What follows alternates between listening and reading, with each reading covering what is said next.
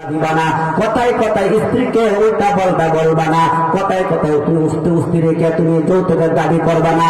আল্লাহ বলেন হুন্না লিবাসুল লাকুম ওয়া আনতুম লিবাসুল লাহুন্না, তোমার স্ত্রী তোমার জন্য একটা পোশাক স্বরূপ আর তুমি তোমার স্ত্রীর জন্য একটা পোশাক স্বরূপ। তুমি তার কাছ থেকে যেরকম সৎ ব্যবহার সৎ আচরণ পাইতে আশা করো, তুমি স্বামী হয়েছে বলে লাভ বাহাদুর হয়ে যায় না, তোমারও সৎ ব্যবহার সৎ আচরণ তোমারও তার সাথে দেখাইতে হবে।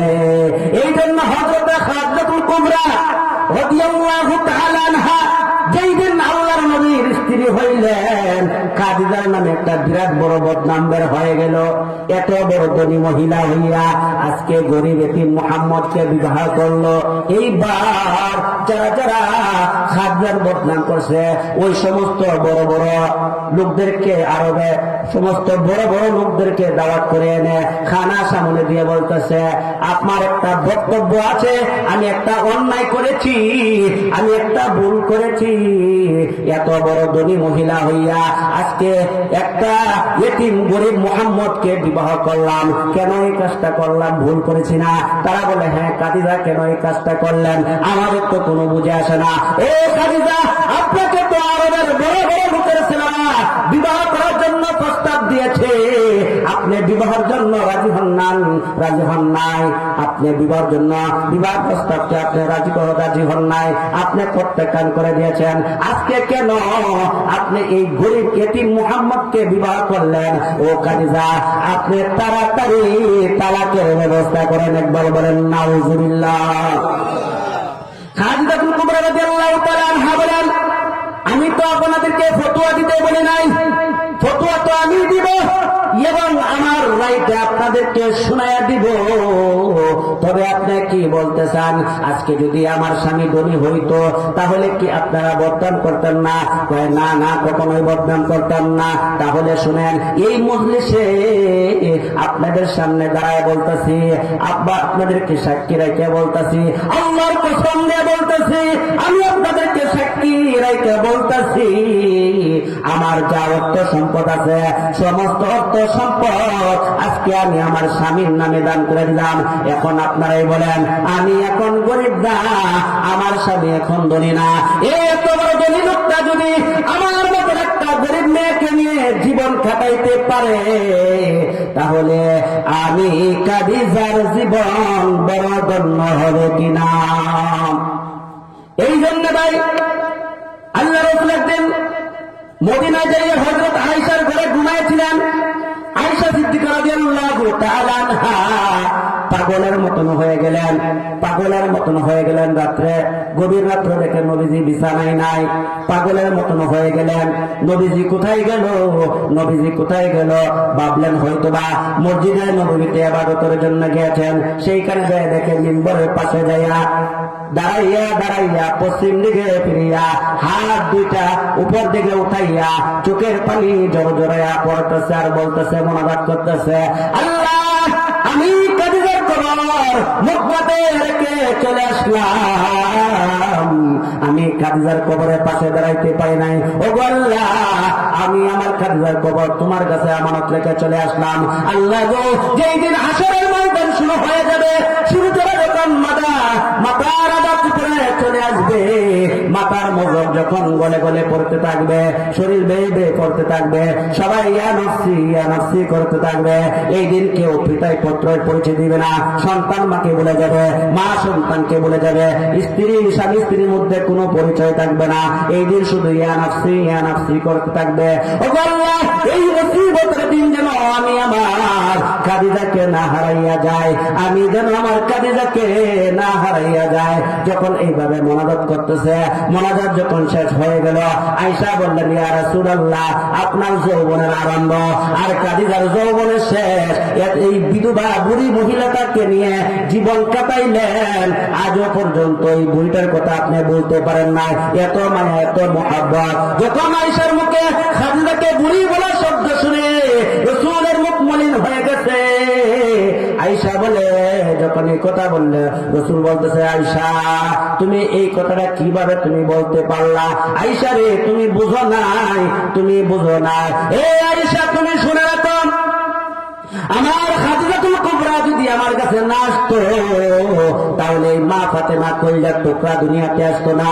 আর মা ফাতেমা কলিজার টুকরা যদি দুনিয়াতে না আসতো তাহলে ইমাম হাসাইন হুসাইন দুনিয়াতে আসতো না। আর ইমাম হাসাইন আর হুসাইন যদি দুনিয়াতে না আসতো তাহলে কারবালার ময়দান হইতো না।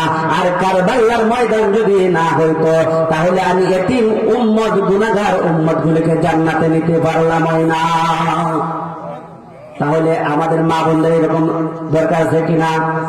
আমাদের মা বোনরা যদি এরকম পর্দাশীল হয়ে যায়, এরকম আল্লাহওয়ালা হয়ে যায়, এরকম আল্লাহ তাকওয়ালা হয়ে যায়, দেখবেন আপনার আপনার সন্তান আল্লাহর ওলি হবে, এতে কোনো সন্দেহ নাই। আপনার সন্তান আপনার বাধ্যগত সন্তান হবে, এতে কোনো সন্দেহ নাই। আপনার সন্তান যে দেশের প্রধানমন্ত্রী হবে, এটা কোনো সন্দেহের অবকাশ নাই। কারণ আপনার সন্তান আল্লাহ চাইলে যে কোনো সময় আল্লাহ তাআলা উচ্চ লেভেলে উচ্চ মর্যাদায় পৌঁছায় দিতে পারে। কথা বলেন ঠিক কিনা? এই জন্য আমরা আল্লাহর কাজ করতে হবে, আল্লাহর ইবাদত করতে হবে। সামনেই রমজান মাস আসতেছে, আমরা বেশি বেশি আমল করতে হবে, কোরআন তেলাওয়াত করতে হবে, আর ভালো কাজ করতে হবে, দান সদকা করতে হবে। বন্ধুগণ আমার, এই যে দেখছেন আমাদের সুলাইমান ভাই আস-সুন্নাহ সমাজ কল্যাণ ফাউন্ডেশন এলাকাবাসীর উদ্যোগে যে একটা সুন্দর একটা পরিবেশ তৈরি করেছে, যুবকরা যে তৈরি করেছে, যুবকরা যেখানে থাকে আপনারা এইখানে থাকবেন ইনশাআল্লাহ। আজকে তারা একটা ওয়াদা করেছে, আমার বলছে হুজুর এই আস-সুন্নাহ সমাজ কল্যাণ ফাউন্ডেশন আমরা এটা শুরু করেছি হুজুর। এই ফাউন্ডেশন যদি একটু মজবুত হয়, একটু শক্তিশালী হয়, তাহলে আমরা এলাকার গরিব দুঃখী অসহায়দের পাশে থাকবো। কন্যা আলহামদুলিল্লাহ। তারা একটা কথা বলেছে, হুজুর এই আস-সুন্নাহ ফাউন্ডেশন আমরা যারা মেয়ে অসহায় মেয়েরা বিয়ে দিতে পারে না তাদের পাশে আমরা দাঁড়াবো। এই আস-সুন্নাহ ফাউন্ডেশনের পক্ষ থেকে আরেকটা উত্তম কথা বলেছে, এই ফাউন্ডেশন যদি একটু উন্নতি হয় তাহলে আমরা এই আস-সুন্নাহ ফাউন্ডেশনের পক্ষ থেকে আমরা একটা এতিমখানা তৈরি করব, যার মধ্যে বাচ্চারা এতিম অসহায় বাচ্চারা পড়াশোনা করবে, একটা টাকাও এখান থেকে নিব না। কন্যা আলহামদুলিল্লাহ। তাহলে এটা কি চান আপনারা?